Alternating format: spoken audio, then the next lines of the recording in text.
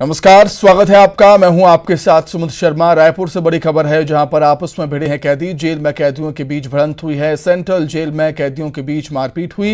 एक दूसरे पर ब्लेड से हमला किया है। आर्म्स एक्ट के आरोपी पर जानलेवा हमला हुआ है। हमले में कैदी की हालत गंभीर है। मेकाहारा में कैदी को कराया गया है भर्ती।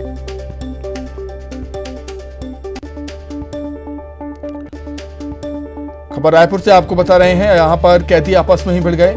जेल में कैदियों के बीच भिड़ंत हो गई। सेंट्रल जेल में कैदियों के बीच मारपीट हुई है। एक दूसरे पर ब्लेड से हमला कर दिया गया। आर्म्स एक्ट के आरोपी पर जानलेवा हमला हुआ है। हमले में कैदी गंभीर रूप से घायल हो गया है और उसे मेकाहारा हॉस्पिटल में भर्ती किया गया।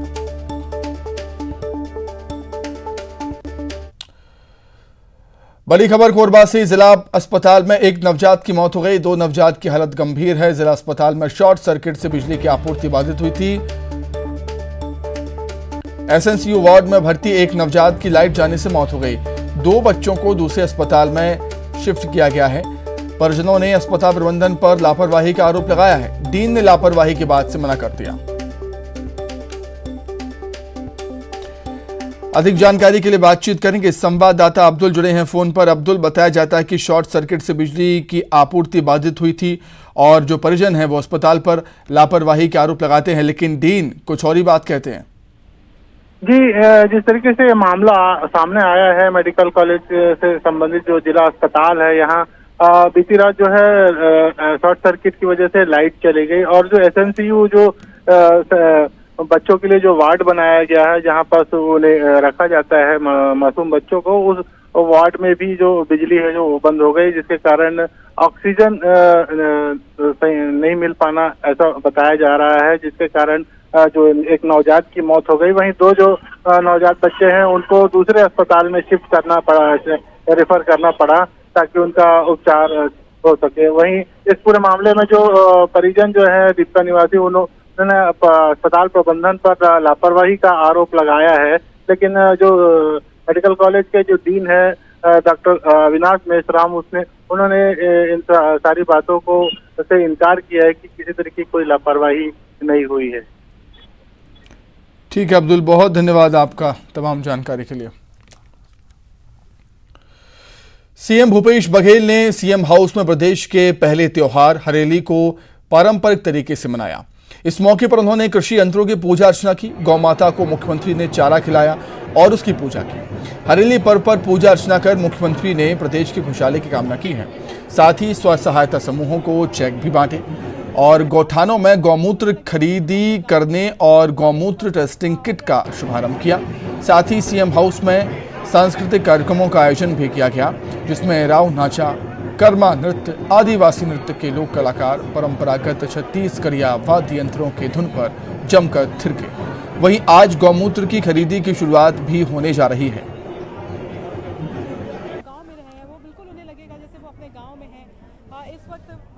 हरेली तिहार के आप सब ले गाड़ा गाड़ा बधाई, शुभकामना। गोधन न्याय योजना के बोनस बांटे हैं तो महिला समूह के सब बहिनी मन, साथी मन हरेली तिहार के थान लइका मन गेड़ी तिहार कही थे। भौरा भी चलाएन, रईचुली भी जुलेन, तो सबके आनंद आज हम लेन। हमारे ये तिहार पिछले 3 साल से छत्तीसगढ़ के मुख्यमंत्री निवास में भी मनाए जाते थे कर भैबत्या औ बढ़ गए। आजे के दिन 2 साल पहले मुख्यमंत्री निवास में ही गोबर खरीदी शुरू कर रहे हैं। 2 रुपये किलो तय करी कैबिनेट और 2 रुपये किलो में गोबर खरीदते हुए अब तक के 75 लाख क्विंटल गोबर खरीदे। 150 करोड़ रुपया गौपालक मन के खाता में गए हैं, जेमें 40% व्यक्ति है जेकर कर 1 डिसमिल जमीन नहीं है, भूमिहीन है। 46% तो महिला है और 48% ओबीसी वर्ग के है। उनमें 38% एसटी है, 8-9% हमारे एससी के मन है। तो सब वर्ग के गरीब, मजदूर, किसान सब मन गोबर बेचा थे। नक्सलियों के शहीदी सप्ताह के पहले दिन दंतेवाड़ा में पुलिस को बड़ी सफलता मिली है। 18 लाख के 3 इनामी हार्डकोर नक्सलियों ने पुलिस के सामने सरेंडर किया। 2 नक्सलियों पर 5-5 लाख और 1 नक्सली पर 8 लाख का इनाम था। 2 नक्सली बटालियन के सदस्य और 1 नक्सली कंपनी नंबर 2 का सदस्य था। तीनों हार्डकोर नक्सली कई बड़ी बड़ी घटनाओं में शामिल थे। मीनपा मुठभेड़ जिसमें 17 जवान शहीद हुए थे, उस घटना में भी ये तीनों नक्सली शामिल थे। नक्सलियों के शहीदी सप्ताह के पहले दिन 3 हार्डकोर नक्सलियों के समर्पण को पुलिस बड़ी कामयाबी मान रही है। जिले में घर वापस आइए अभियान के तहत अब तक 549 नक्सली समर्पण कर चुके हैं, सरेंडर कर चुके हैं। नक्सली शहीद सप्ताह जो तथाकथित शहीदों के लिए स्मृति सप्ताह चलाते हैं, उसमें लोन वराटू अभियान के अंतर्गत 3 नक्सलियों ने सरेंडर किया है।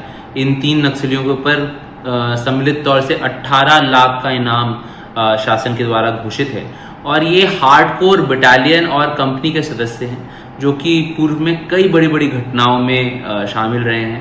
इनफैक्ट जो मिनपा की घटना हुई थी जिसमें 17 जवान हमारे शहीद हुए थे 2020 में, उसमें भी ये लोग शामिल थे जो बटालियन के द्वारा किया गया था। और बटालियन के और जो प्रेस ब्यूरो है उसमें भी ये लोग सक्रिय रूप से कार्यरत थे। पिछले 11-12 साल से ये लोग संगठन में कार्यरत हैं। और शहीद सप्ताह जो कि नक्सली कैलेंडर का सबसे महत्वपूर्ण इवेंट माना जाता है, उसके पहले ही दिन 18 लाख के इनामी नक्सली अगर दंतेवाड़ा में लोन वराटू अभियान के तहत सरेंडर कर रहे हैं तो ये एक तगड़ा मैसेज है सभी हमारे उन भ्रमित भाई बहनों को कि वो भी मुख्य धारा में जुड़े। बिलासपुर से बड़ी खबर, मानव तस्करी का बड़ा खुलासा हुआ है। बिलासपुर आरपीएफ की बड़ी कार्रवाई सामने आई। हावड़ा मुंबई एलटीटी एक्सप्रेस में मानव तस्करी का खुलासा हुआ। झारखंड से कर्नाटक ले जाए जा रहे थे 6 बच्चों का रेस्क्यू हुआ है। बच्चों को बाल कल्याण समिति के हवाले किया गया है। मजदूरी कराने बच्चों को ले जाया जा रहा था कर्नाटक। ऑपरेशन नन्हे फरिश्ते के तहत आरपीएफ ने कार्रवाई की।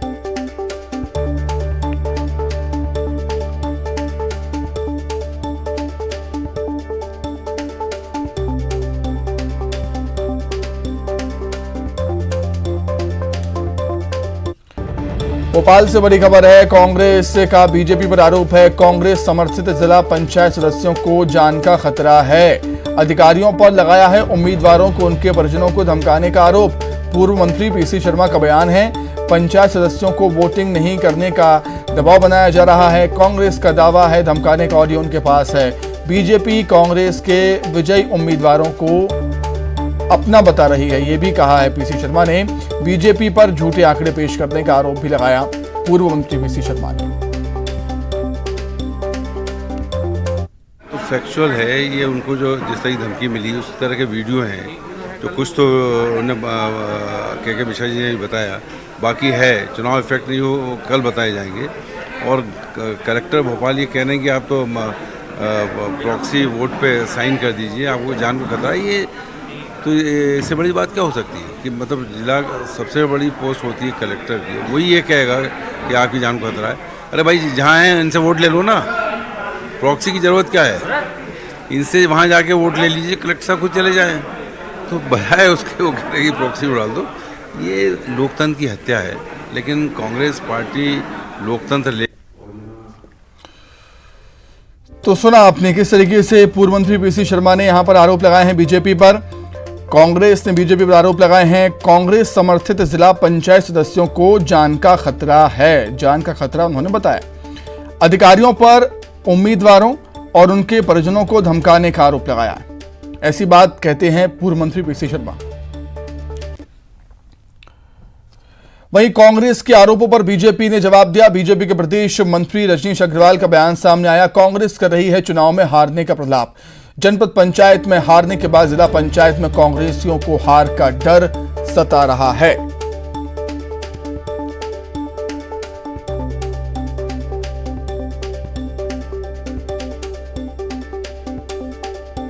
बाहरी कांग्रेस वाह, महामहिम राष्ट्रपति तीनों सेनाओं के अध्यक्ष उनके प्रति अपमानजनक टिप्पणी करें, तिरस्कार करें, लगातार संवैधानिक संस्थाओं के बारे में गरियाने का काम करें, प्रशासनिक अधिकारियों को आड़े हाथों लें, अपशब्द बोलें, अपमान करें।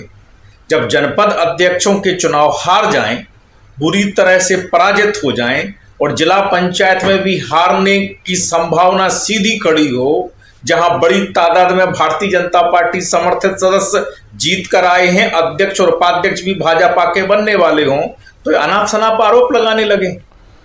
आपका कुछ नहीं हो सकता और आप कुछ नहीं कर सकते।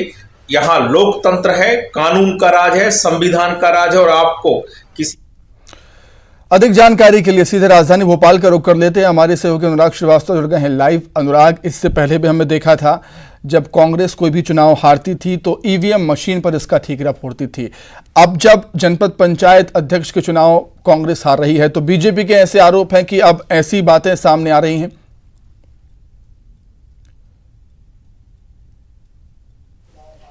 देखिए सुमित, पूरा का पूरा मामला यदि मैं बात करूं तो भोपाल के जिला पंचायत के अध्यक्ष के लिए होने वाले चुनाव से जुड़ा है। कल जो है जिला पंचायत अध्यक्ष के लिए चुनाव होना है। भोपाल में 10 जो है जिला पंचायत सदस्य जो हैं उनकी संख्या है, लेकिन जो कांग्रेस है वो दावा इस बात को लेकर कर रही है कि 8 जिला पंचायत के सदस्य उसके समर्थित सदस्य और वो पूरी तरीके से भूमिगत हो गए हैं। और कांग्रेस का आरोप है कि उनके भूमिगत होने पर कहीं ना कहीं प्रशासनिक अफसर उनको डराने और धमकाने का काम कर रहे हैं। कांग्रेस इस बात का भी आरोप लगा रही है कि प्रशासनिक दबाव के चलते उनको कई तरह से धमकियां दी जा रही हैं और झूठे प्रकरण दर्ज किए जा रहे हैं। तो कल जिला पंचायत अध्यक्ष के लिए चुनाव होना है और उससे पहले ये जो है आरोप प्रत्यारोप की सियासत तेज होती हुई नजर आ रही है।